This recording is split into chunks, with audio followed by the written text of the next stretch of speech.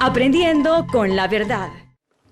¿Qué tal, amigos? Bienvenidos una vez más a este su programa amigo Aprendiendo con la verdad por un periodismo sin ataduras. Recuerdo que hace 4 años incursionamos en apoyar la posibilidad de que el pueblo pueda conocer a los diferentes operadores políticos del país. Hoy nuevamente estamos ya en sintonía, aunque en un escenario diferente. Nadie suponía que Guatemala pudiera estar involucrada en un proceso tan especial. Esto es histórico para la nueva generación de guatemaltecos. Y nos acompaña ni más ni menos que don Alejandro Yamatei. Don Alejandro, bienvenido al programa Aprendiendo con la Verdad. Y solo le quiero contar algo para iniciar, para recalcar a mis televidentes y radioescuchas. Esa imagen que usted tiene ahí es lo que significa para mí la clase política. Cerditos aborazados de dinero o con intenciones de dinero, y este quetzalito se va a seguir quedando aquí abajo porque no hay forma que se levante. Los políticos nos tienen bien jodidos. Así que bienvenido, mi estimado don Alejandro. Muchas gracias. Político en Guatemala es sinónimo de ladrón, de mentiroso, de corrupto, de pajero, de transero, de traidor, de coche, maldito, desgraciado, hijo de su madre, ¿qué más quiere? Cuando no debería ser así, debería ser justo, honesto, capaz, decente, honorable, amante de su comunidad, amante de su país, por lo menos. Pero ¿por qué no ha sido así? Y lo simpático del asunto es que en estos 30 años que llevamos de supuesta democracia, hemos visto cómo una clase política tradicional nos ha venido gobernando, haciendo con nuestros recursos lo que quiere, ante la paciencia y el silencio de la mayoría de los guatemaltecos. Que en estos 30 años hemos aprendido a no participar en política. Porque decimos, no hombre, si eso es de cacos. Y mire, cacos son los que tenemos gobernando. Hoy el despertar de Guatemala, y yo se lo dije a usted hace, en unos meses, van a ser 4 años que estuve aquí, cuando recién había salido de la prisión, le mencioné a usted que una de las cosas peores que le podría pasar al país era que ganara el partido que hoy está en el gobierno. Porque a todas luces se miraba que el aborazamiento iba a ser espectacular. Como hoy por hoy allá hay un partido también. Pero es que ahora viene como viene la degeneración y la degradación de ese sistema. Hay un partido que cree que le toca, porque ya incluso transó con el partido oficial.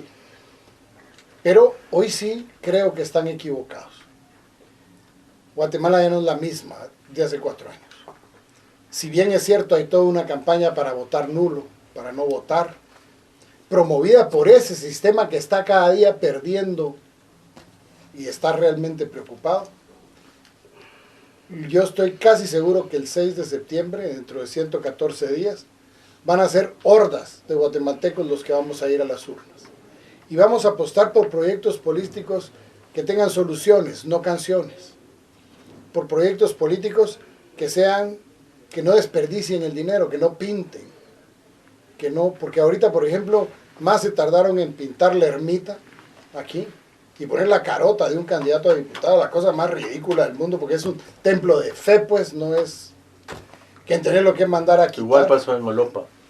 Y está pasando en todos lados. Fíjese que ahorita en lo que nosotros estamos aquí, en Ciudad San Cristóbal, en la capital, los vecinos se organizaron y durante todo el día de hoy y el día de mañana van a estar despintando los postes que han pintado los partidos políticos. Están arrancando los rótulos que han puesto. Porque los guatemaltecos ya entendimos que las campañas millonarias lo único que nos traen es más miseria, más marginación, más exclusión, más inseguridad.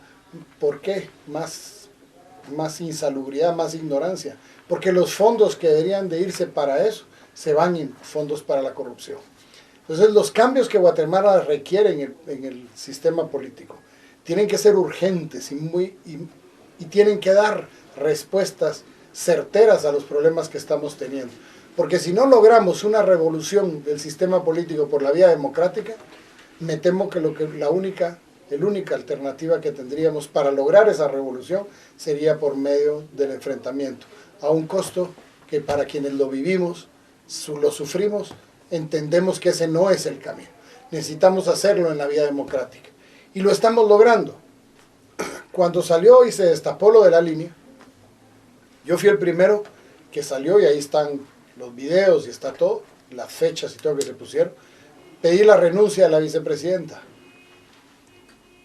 Y les hice ver que el pueblo ya estaba cansado, le recolectamos firmas para que renunciara rapidísimamente. En 4 días habíamos superado las 6-7 mil firmas, electrónicas y físicas.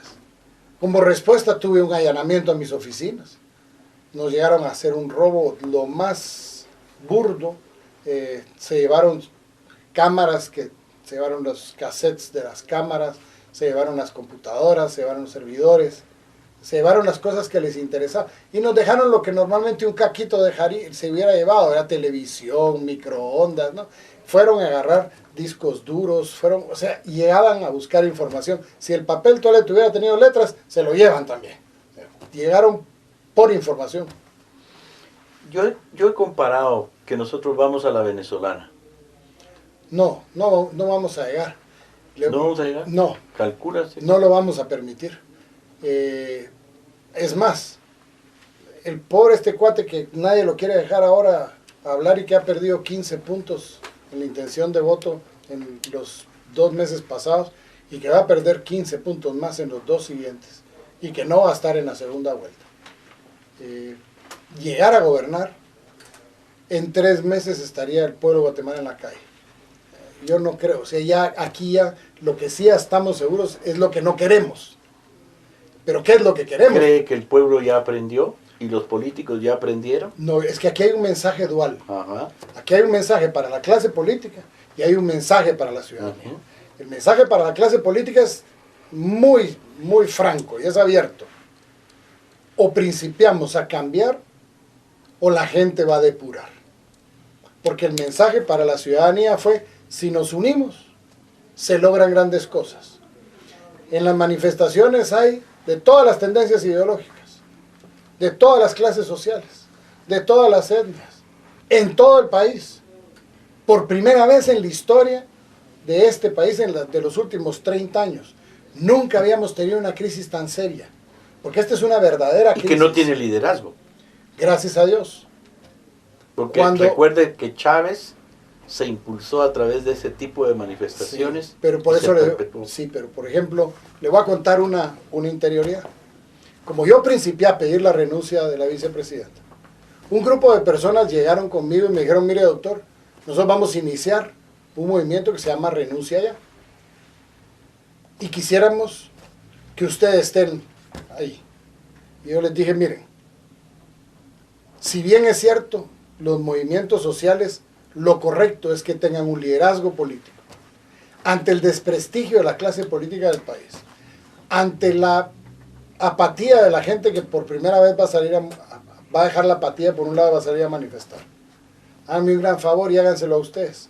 No pongan tarima, no pongan micrófonos. Que esto sea un movimiento ciudadano. Porque si uno aparece un político, aunque sea bien intencionado, aparece, no es que lo bajen a uno. Es que el mensaje que se está dando es que hay alguien que pudiera estarse aprovechando. Ya le llaman manipulación. Así es. Y yo creo que lo que se ha logrado ahorita, que es algo ciudadano, no es algo político, es una exigencia ciudadana, lo correcto es, aunque pareciera que no tenga un liderazgo político. Porque el efecto tiene que ser en la clase política. El próximo gobierno no es honesto, no es justo, no es transparente y no sabe o hace cosas en contra de los intereses de la mayoría y no va a durar mucho tiempo. Yo recuerdo que usted estuvo en el tiempo de Colón enviando cartas. A este también. ¿También? También les hemos mandado su carta. Recuerdo que cada 15 días o cada semana, cada mes le mandábamos y una a este carta. gobierno. Y en aquel entonces, hace 4 años, usted me dijo que el gobierno más nefasto para el país era el de Colón. ¿Mantiene esa postura? No, usted solo se recuerda parcial. Se me hace que ya le está fregando el Alzheimer. El alemán me está... Yo le dije, en esa vez le dije, este ha sido el peor gobierno, pero peor que Colón, solo Pérez Molina. Y peor que Pérez Molina, solo la Torres y Valdizón, le dije. Porque pareciera un deterioro, venimos para abajo. Y el tiempo nos dio la razón. Y hoy se confirma lo que le dije hace 4 años. Y se va a seguir confirmando si los guatemaltecos no decidimos hacer las cosas correctamente por medio de las urnas. Si nos dejamos llevar todavía por canciones y no por soluciones, va a ser igual. Y entonces, solo que estos no vamos a aguantar 3 años y medio. El siguiente, 3 meses y estaríamos en la calle. El problema que hay es que no se trata de elijamos un gobierno y si sale malo en 3 meses lo echamos. Nos tenemos que asegurar que los que vayan a llegar, vayan a ser gente, que sepan que llevan un compromiso con la gente, no con el crimen organizado, no con el poder económico, no con los pseudo líderes sociales que viven del escarnio de las arcas nacionales. Tenemos que entender que necesitamos un gobierno que nos principie a dar resultados. Porque soluciones hay, pero todo el mundo nos dice que las soluciones son, yo soy el 14 a las 14 acabo la inseguridad. Eso no es cierto. Hay que establecer procesos. Ningún país en el mundo, jamás, ni Singapur, que es un ejemplo para muchísimos en el mundo, logró hacer los cambios de la noche a la mañana. ¿Qué tuvieron que hacer? Lograron llevar un gobierno que llevaba los pantalones bien puestos y que llevaba muy claro lo que iba a hacer. Y hoy, tiempo después, es una potencia económica mundial. Miremos cómo está Dubái, miremos cuántos países hay que en procesos de menos de 15 años han logrado revertir totalmente. Pero eso ha sido gracias a un liderazgo político que entiende que lo que hay que generar son medianos y largos plazos, pero dándole confianza y credibilidad a las personas. Y que realmente necesitamos dentro de esa respuesta política un poco de disciplina por parte de la población en pedir cuentas. Porque lo que pasa es que solo emitimos nuestro voto creyendo que ese es hacer ciudadanía. Y de ahí nos retiramos cada quien y a los 4 años viene la factura. Pero hoy ya dimos un paso a la sociedad civil en pedir cuentas. Pero ¿Esa disciplina se debe de mantener? No, y no solo. Tenemos que hacerle entender a la clase política que democracia no es una elección. La auténtica democracia es el respeto a la soberana voluntad de la mayoría todos los días. Eso es democracia. No venir y decir, a mí me eligieron 4 años y ahora aguántense. Es que eso es lo que tuvimos aquí en este Porque gobierno. lo que tenemos son reyes constitucionales. Porque al final actúan como una monarquía. Peor. Hay familia real, hay la novia real, hay el novio real, hay los hijos reales, los príncipes viviendo unas fantasías, pero de película. O sea, lo que tenemos aquí son reyes constitucionales. Y la gente, al fin nos cansamos, pues. Entonces, los cambios que hay que hacer son bien profundos. De profundidad. Ahora, si la CICIG se fuera ya, ¿cree que esto se cae? Mire, yo con respecto al tema de la CICIG, como dice mi tocayo Alejandro Sanz, que tiene una canción que se llama Corazón Partido. Tengo el corazón partido. De hecho, algo que no comento mucho, pero que con usted, pues, es alguien a quien vale la pena contárselo. Yo tuve la suerte de ir a hablar con este comisionado. Y digo suerte porque después de 9 entrevistas que me hicieron en la prensa y donde terminaba, ¿quiere algo más que decir, doctor? Sí, mire, pedirle al comisionado de la CICIG que me reciba. 9, públicamente pidiendo una audiencia. Y 2 cartas que envié. Me llamó la asistente y me dice, mire, doctor, no siga pidiendo la cita. Con mucho gusto, que ella quiere venir. Entonces, llegué. El comisionado pensó que iba a ir a hablar de mi caso, seguramente. El caso Pavón. Sí. Yo pienso que dentro de ese imaginario yo iba a ir a hablarle de mi caso. Me dieron media hora. Estuvimos más de 2 horas ahí. Yo no le hablé de mi caso. No tenía por qué hablarle. Porque eso se ventila en el juzgado, pues. Mi caso Está cerrado. Ya todas las cortes terrenales ya las pasé. Y la corte celestial en relación a este ya la pasé también, porque el día que me muera estoy tranquilo, tengo la conciencia tranquila. Y entonces viene y le principié a hablar del papel de la CICIG en Guatemala. Porque yo lo que le fui a hablar es decirle, mire, usted es un nuevo comisionado, hazme un gran favor, cambie la tónica de lo que ha sido la CICIG, que acusa por acusar, que hace un escándalo, Se involucraba en cosas que no eran que de su fuera de competencia. su mandato. Y yo se lo hice ver. Y le dije, hágame un gran favor, yo le vengo a decir a usted, Incluso está pendiente el caso Musa. el caso de los Valdés Pais, que los tienen ahí todavía medio que sí, medio que no. Pero viene, yo le conté lo que yo vi, lo que yo oí en la prisión, cómo llegaban a tratar de torcer a los supuestos colaboradores de otros casos, cómo llegaban a comprometerlos a que tenían que decir lo que ellos querían. Y el comisionado se asustó un poco.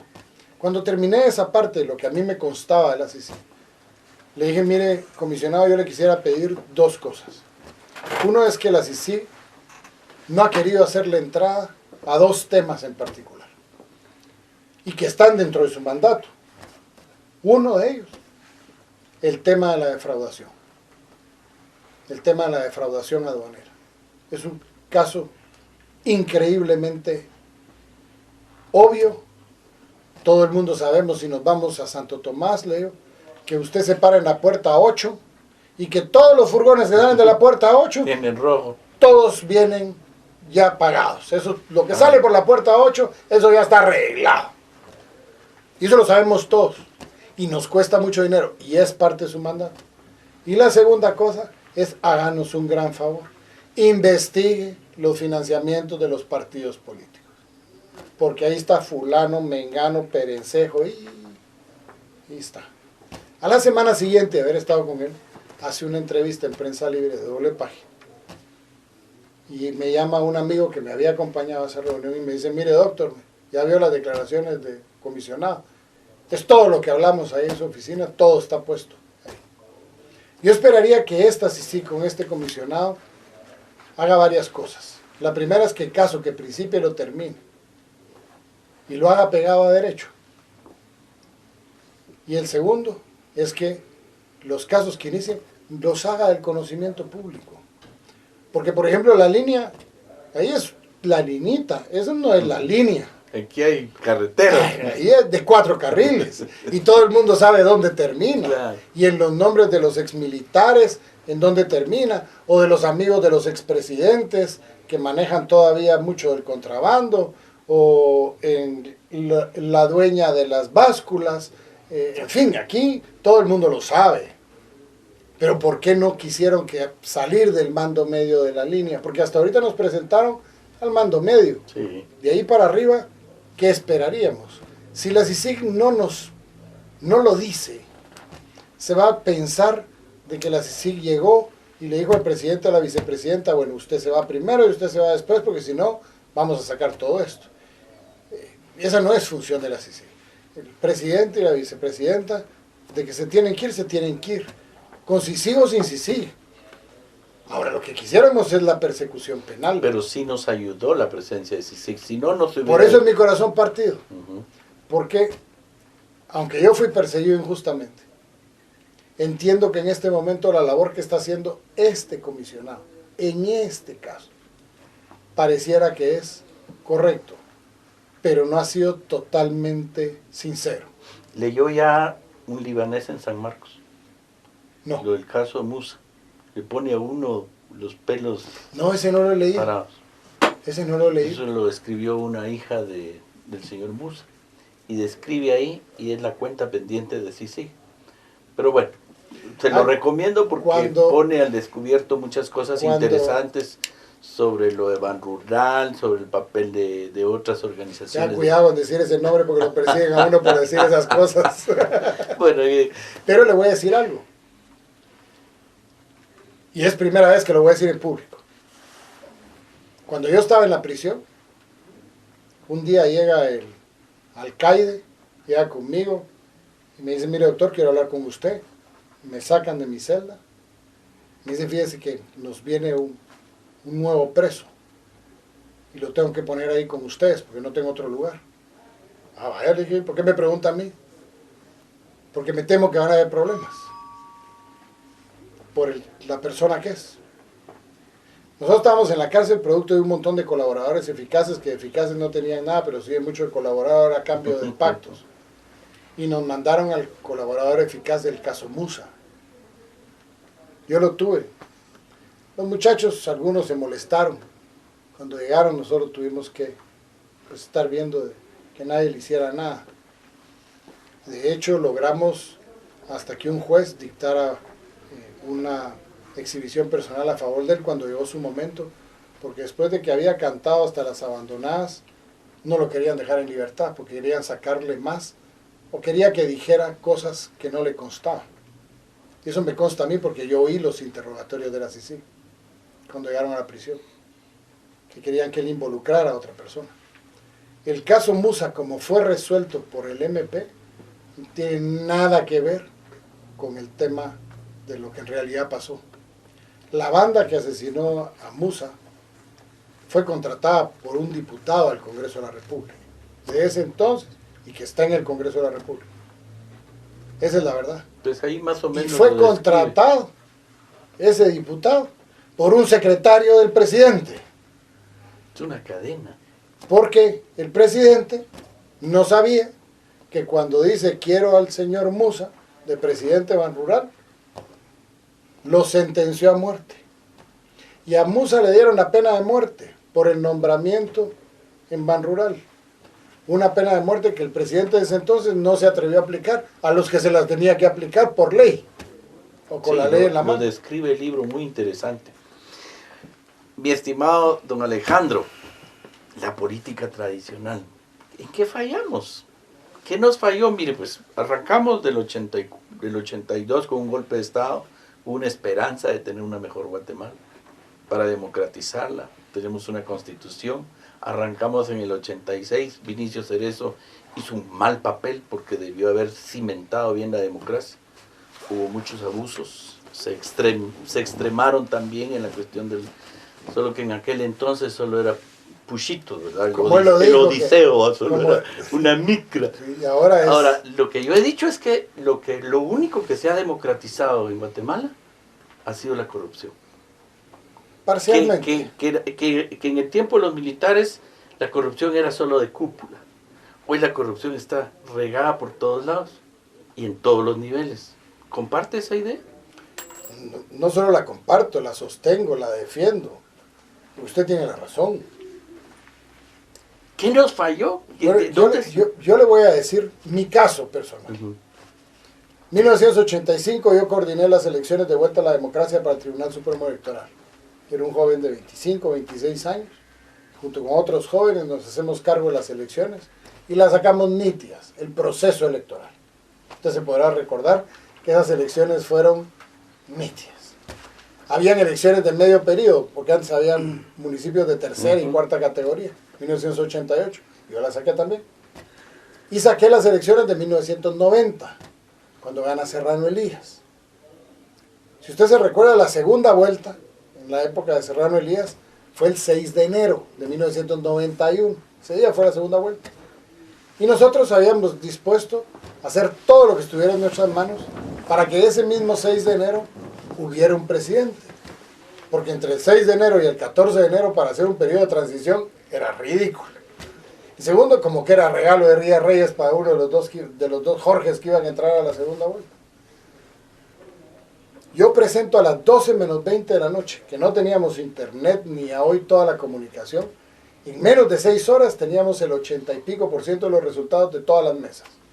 En un esfuerzo, pero gigantesco, de más de 20,000 gentes.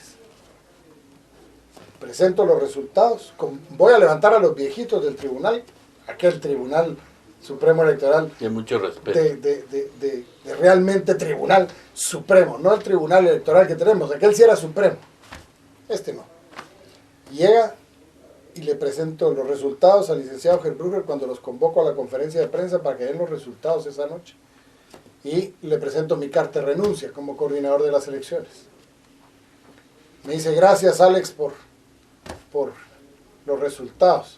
No entiendo esto. Y le dije, mire Lick, ya son 3 elecciones yo aquí en el tribunal. Mire, ya demostramos que las elecciones pueden ser libres, que la bolsa plástica y todo lo que nos inventamos, dio resultado, o sea, la gente cree en las elecciones. ¿Sabe usted cuál es el problema, Lick? El problema no está en las elecciones, el problema está en el cartón de lotería. Porque ese cartón de lotería no está respondiendo a los intereses de la gente. Y entonces la consolidación del proceso democrático en Guatemala nunca se va a dar. Mire quién ganó ahorita las elecciones. Y mire lo que ganó. Cabal. Duró 2 años y medio. Y iba para afuera producto de la corrupción también. Y ese deterioro, muchos guatemaltecos no lo quisieron ver. ¿Los ciudadanos somos los responsables? Corresponsables. Porque 30 años nos callamos y aguantamos. ¿Perdimos ya el miedo, cree usted? ¿Lo estamos perdiendo? Yo quisiera creerlo, que eso es lo correcto. Ahora, esto no debe ser una actitud de lograr esto y ahí me vuelvo a callar. Precisamente por eso es que estoy tocando el tema, porque ¿cuál sería su recomendación hacia la población y hacia los diferentes sectores? Porque si esos 30, 40 años de silencio también fueron avalados por los religiosos. No vamos a hablar de las iglesias en general, que solo pensando en el más allá y no hacen la cuestión existencial de una ciudadanía activa, sino que solo piensan en la Mire, yo tuve más allá. ¿Cuál sería reunión, su recomendación para las religiones? Mire, yo tuve una reunión, pues he tenido varias, pero una fue simpático, una cabecera departamental con los pastores de todo el departamento, haciéndoles ver que es necesario que ellos promuevan que la ciudadanía participe. Y tuvimos una discusión teológica, porque me decían que la Biblia no lo permitía. Yo les demostré que la Biblia lo permite, es más, la Biblia lo alienta. Incluso cuando Jesucristo dice hay que darle al César lo que es del César y a Dios lo que es de Dios, pone perfectamente. Darle a César no solo es pagarle los impuestos, sino que lo tenemos que interpretar como la necesidad de tener esa ciudadanía activa, porque al final también tenemos que construir el cielo desde la tierra. Entonces, al final me dieron la razón. Yo creo que fue una plática de como 3-4 horas, muy interesante. Todo está cambiando. Ahora, nosotros hemos estado callados durante mucho tiempo. Y eso podría ser peligroso, porque se puede abrir un canal de expresión sin medidas, por lo que hemos estado aguantando, lo que nos hemos... presión. La frustración la podemos fácilmente convertirla en algo más violento, que es mi pena. Yo esperaría que las manifestaciones vayan por el camino de ser pacíficas, como hasta ahora ha sido. En las manifestaciones que yo he visto, han ido padres con sus hijos en las manos, ¿verdad? O sea que es correcto, es enseñar al niño desde niño a que tiene que participar y ser parte activa. Pero también los guatemaltecos tenemos que entender que esto es una actitud de todos los días, porque tenemos que hacer que quienes nos gobiernan respondan a los intereses de estos y que se dejen de hablar tanto paja y que se hagan cosas. Le voy a decir, por ejemplo, ahí hay unos colegas, incluso a uno que ya no lo dejan hablar, que viene y dice que si él es presidente, él va a cambiar Guatemala. Y mire, no hay mentira más grande que eso. Un presidente no cambia un país. Una sociedad consciente y participativa cambia el país y cambia el presidente las veces que se le da la gana. El presidente no cambia. La sociedad es la que cambia. Ahora, se requiere tener confianza y credibilidad en el gobierno. ¿Para qué? Para tener objetivos comunes y que entonces el trabajo de la sociedad participativa dé frutos y haga que eso se mantenga a través del tiempo. Esa es la clave del éxito. Pero aquí muchas veces nos dejamos ganar con candidatos que se visten de Superman y durante toda la campaña están vestidos de Superman. En 6 meses la seguridad, en 1 año de educación, en 8 meses la salud, todo va a estar bien. Y el día que ganan las elecciones, ya dejaron el tacuche Superman guardado y nos aparecen desde el discurso con el tacuche Santa Claus. Regalando de todo. A ver qué regalito da para ver si comprando se mantiene. Mientras cada regalito que dan cuesta esto y lo que se están clavando es esto. Aquí hay mucha tela que cortar. Sin embargo, yo quiero que nos concentremos ahora a su actividad política. yo creí realmente que usted ya no iba a participar. Y me sorprendió cuando me informan que surge nuevamente. Tira su candidatura a presidente, ya está proclamado. ¿Ya? ¿Ya? Fuerza. ¿Cómo nace Fuerza? Bueno, Fuerza nace de un grupo de guatemaltecos hace 3 años. ¿Qué mafias están atrás? Pues si hubiera alguna no estaría yo. No.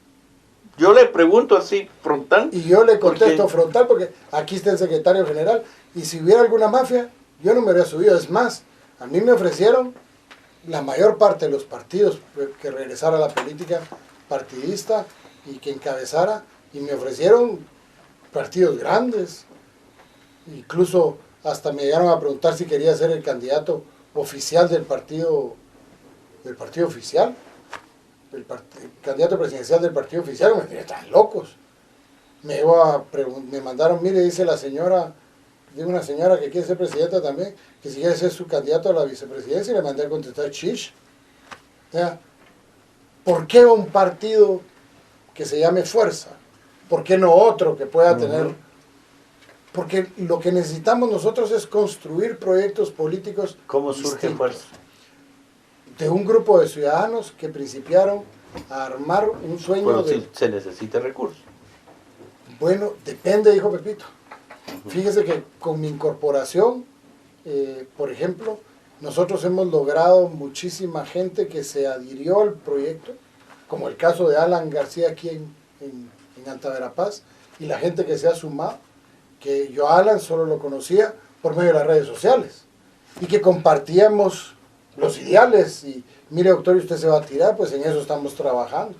¿Y será que cuando venimos por primera vez aquí a Alta Verapaz, que vino el señor Petronino Velázquez a hablar con Alan y le trajo hojas del partido para que lograra la afiliación? Alan era tan neófito en la política que no sabía ni cómo llenar una hoja de afiliación. A ese tipo de gente es el que hemos estado invitando, porque ese tipo de gente era el que tenía fuerza. De hecho, cuando yo me siento con Fuerza desde las primeras pláticas, fue muy interesante porque les dije, miren, yo si quisiera estar en un partido político en el que no llevemos ni un diputado a la reelección. ¿No llevan a nadie? Y no nos quedamos ahí. No solo no llevamos a nadie a la reelección, sino que a nadie que haya estado en el Congreso. Sí, porque son dos cosas diferentes. Son dos cosas diferentes. Si usted mira ahorita que hay partidos, dice, hay uno que está ya inscrito como candidato a la presidencia, que el hijo era su único diputado todavía, porque todos se le habían ido ya, y viene y lo convierte en candidato a alcalde de una cabecera departamental de Oriente, para que decir, yo no llevo ningún diputado a la reelección, pero cuando usted mira los listados, ahí hay un montón de mañosos que van a reciclar y van a regresar. Entonces, por ejemplo, nosotros logramos eso. Nos sentamos con Fuerza y le dijimos, miren, ¿qué pasaría si decimos, vamos a llevar a estas gentes? Probemos a ver si estas gentes quieren ser leales al partido, pero más que al partido, al proyecto. ¿Y sabe cómo lo vamos a hacer? Los 158 candidatos a diputados que quieran ir por Fuerza tienen que firmar 3 papeles.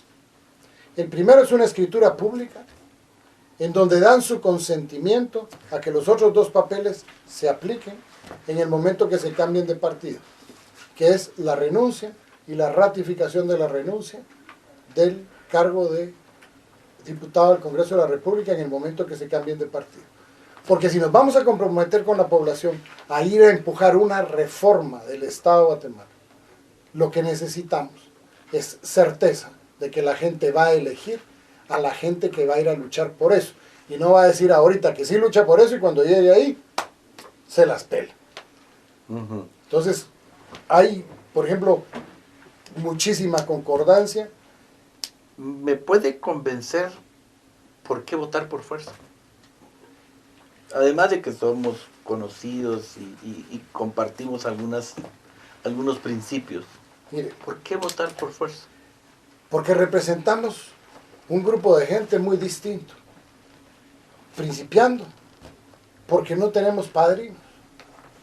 Yo no me fui a San Narcos a ver si me regalan un par de furgones ahí de polvito blanco que no es harina para ver si financio mi campaña. De hecho, nuestra campaña está basada más en la gente, en donde le estamos diciendo a la gente que si queremos gobiernos distintos, tenemos que hacer que lleguen gobernantes que no tengan compromisos. Porque en la medida que hay compromisos, no hay soluciones. Porque aquí hay que ir a romper privilegios. Esto es un país en donde hay una clase que ha sido privilegiada por secula seculorum. Y esos privilegios hay que irlos a cortar. Porque lo que Guatemala requiere es principiar a conseguir hacer un destino de la inversión nacional y extranjera que nos permita establecer a Guatemala como ese destino que le permita a la población otra vez tener acceso a trabajo y tener acceso a mejores condiciones de vida. Y eso no se da porque aquí hay privilegios, en primera instancia, y porque hay corrupción. Aquí hay una situación. La corrupción se produce por efecto o por la razón de que no hay carrera dentro del Estado. O sea, cada 4 años llegan solo a ver qué se llevan. Porque son 4 años. Y las mismas familias de los diputados, las mismas familias de los funcionarios, le dicen, mira, es tu oportunidad. Ni siquiera la familia le dice, mira, te portas bien, tenés que ser el orgullo del apellido, tenés que mantener la línea de honorabilidad por el apellido, sino le dicen, hoy es cuando.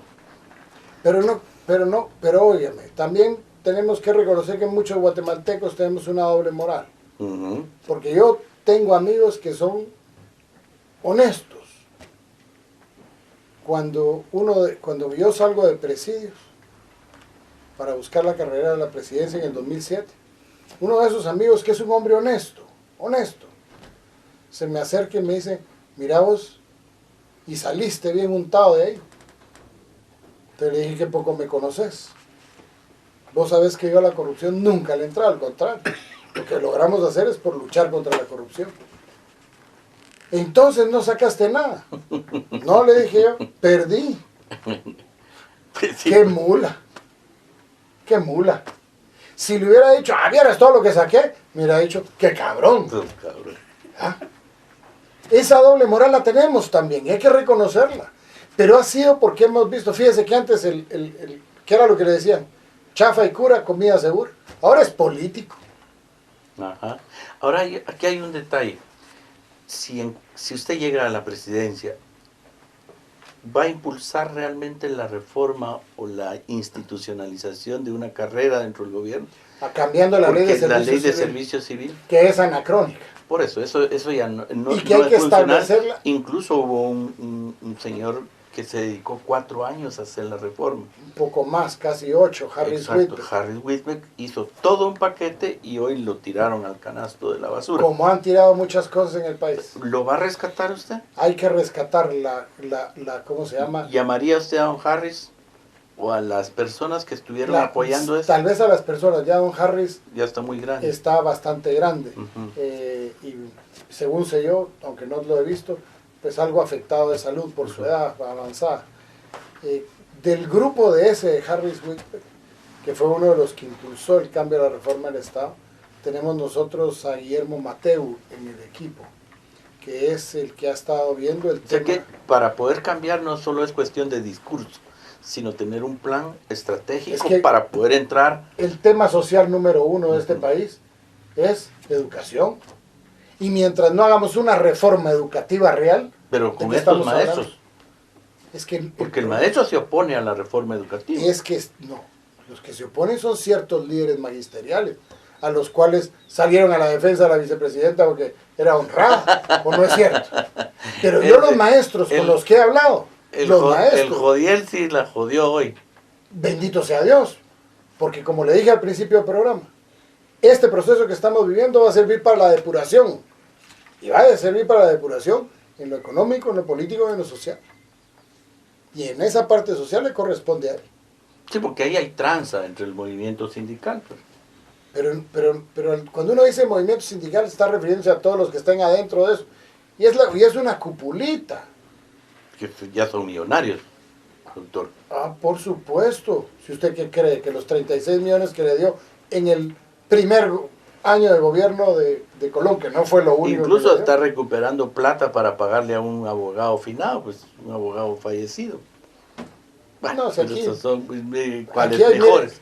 Pero, ¿cuáles por ejemplo, mejores? Pero acabo de estar con maestros del departamento de Escuintla. ¿Y usted cree que los maestros se oponen a la reforma educativa? Están apenados porque hay una orden ministerial en donde es prácticamente prohibido hacer evaluaciones en primaria porque todos los niños tienen que pasar de grado. Porque la calidad educativa no les interesa. Porque si la gente supiera, si la gente entendiera, si la gente fuera medianamente letrada en el país, lo primero que hace es exigir. Claro, o sea que al sistema le interesa tener ciudadanía obediente, no pensante. Y eso viene hace mucho tiempo. A finales de los años 1800, Estrada Cabrera, presidente de Guatemala, llega su ministro de Educación con una propuesta de una campaña de alfabetización y le dice, mire, presidente, necesito su autorización para una campaña de alfabetización. ¿A quién? A campesinos e indígenas. No, hombre, usted no ha entendido que mientras más burra la gente, más fácil es gobernar. Y pareciera que ese pensamiento de finales de 1800 es el que está vigente. Sigue vigente. Entonces Sigue aquí, vigente. aquí viene el Ministerio de Educación y dice, este año se rompieron los récords en que los niños pasen por las escuelas. Pero la escuela nunca va a pasar por los niños. Claro. Entonces nosotros tenemos que entender que si la educación es una herramienta para el ser humano, para poder lograr su progreso en la vida, eso es algo que todo el mundo lo entendemos, en este país hay que revertir la perversidad de que mientras más pobre sea, menos calidad educativa. ¿Su gobierno se concentraría en mejorar la calidad educativa? ¿Cuáles serían las 3, 4, 5, 6, cuántas líneas tiene de acción? 5, ¿cuáles serían? Desde el dónde se recibe la clase. Porque los lugares en donde se reciben las clases, Condiciones infrahumanas. yo le apuesto que el día que a usted lo llevaron por primera vez a la escuela, lloró. Y le había dicho a su mamá que no fuera ingrata porque lo dejara ahí, porque era un castigo. Porque al ser humano rechazamos la disciplina, uno de patojo quiere estar con una pelota y estar jugando y todo. Ese patojo que va desmotivado porque no quiere, que es natural, se encuentra con un lugar en donde no tiene ni donde patear una pelotita plástica. Se encuentra con que no tiene escritorios. Se encuentra con que no hay iluminación.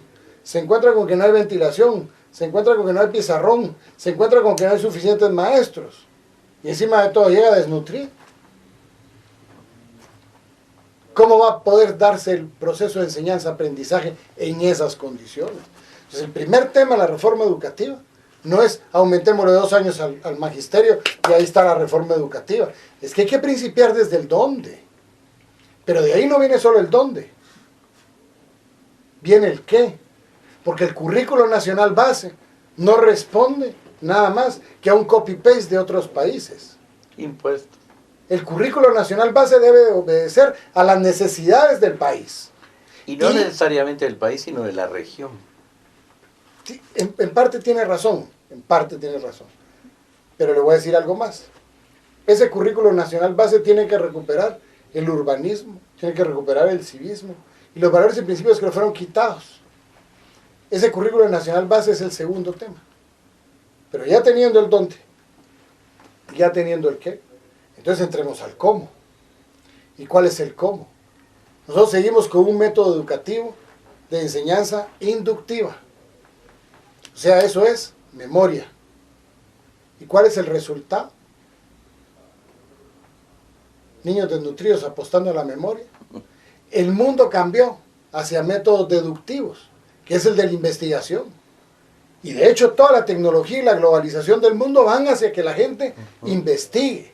Nosotros tenemos que cambiar el método educativo, porque mientras no cambiamos el método educativo, de nada sirve que haya una buena aula. Todos seguimos haciendo loros. Ah, sí. De ahí entramos al tema del quién, que es el maestro.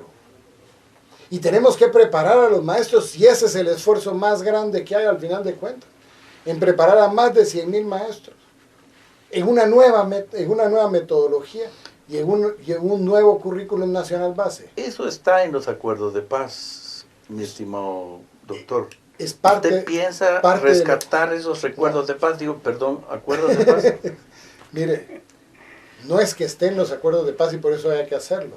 o porque estén los acuerdos de paz. Es que es una dejar de necesidad. hacer. Es que o cambiamos el sistema educativo durante un proceso que nos tiene que dar de 8 a 10 años, forzosamente, dando resultados año con año con año, para poder impactar, o de lo contrario, nunca vamos a superar los grandes problemas que tenemos.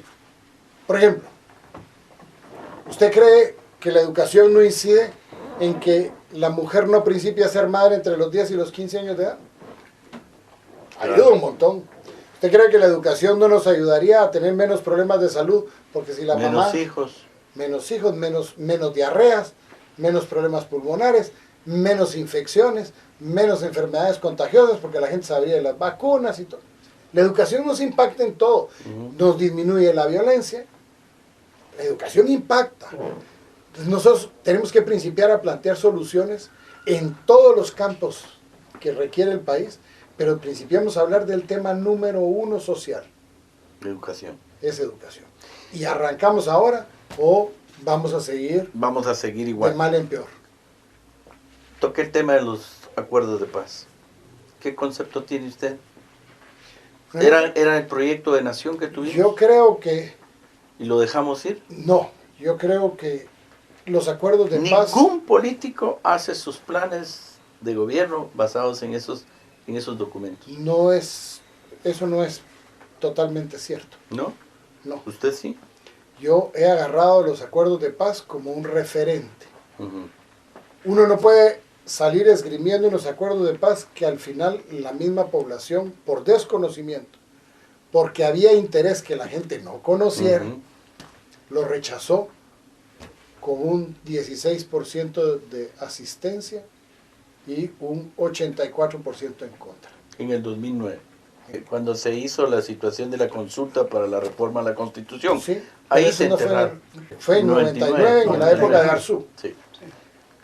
Pero había un interés, que el interés era que firmáramos la paz, que iba a ser un acuerdo entre las cúpulas, bien repartiditos y untaditos, pero realmente no el interés de querer tener una agenda de nación.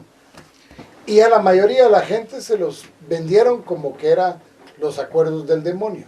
Es cierto, los acuerdos de paz tampoco, las cosas a que pusieron ahí, muchas eran etéreas, nunca las aterrizaron. Pero a la larga le daban a uno el indicio de las cosas que había que principiar a procurar, arreglar, para no tener que volver a la confrontación, a lo que vamos ahorita, si no se depura el sistema político del país.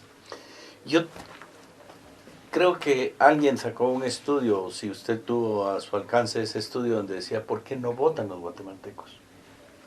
Y en las últimas elecciones creo que se puso al contrario, es decir, que sí hubo afluencia de votantes. Y esta vez va a ser más grande aún. Eso le iba a preguntar. ¿Cree que no nos vamos a desencantar los guatemaltecos? Y que hordas. Sí, o sea, ¿sí cree usted que cuál sería su mensaje? Ya nos quedan como 5 minutos del programa. ¿Cuál sería su mensaje a la población y por qué tendrían que verlo a usted? Bueno, en primer lugar, a voltearse a ver a nosotros es la posibilidad de por primera vez probar un gobierno que no hemos probado. Hemos tenido de izquierda, de derecha, de empresarios, de políticos, de chafas, de civiles, de arriba, de abajo, y todo ha fracasado. Lo único que no hemos probado es una cosa.